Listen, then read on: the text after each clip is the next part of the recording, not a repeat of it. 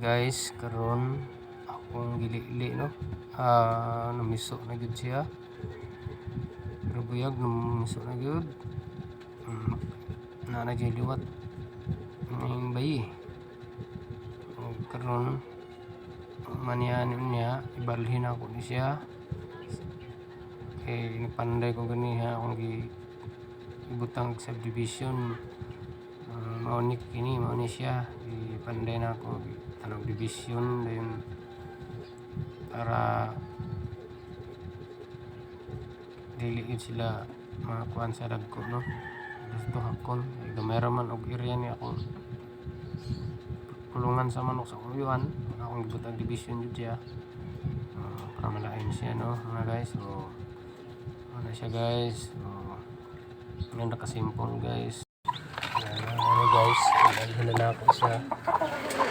Dalhin na ako yung nanay.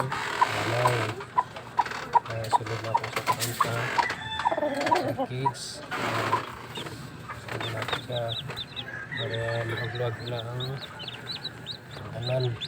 Karoon sunod ako na po mga sisiw ako ibalhin.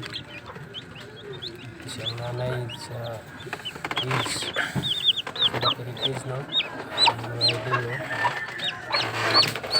no, kung ikaw ay chicken lover,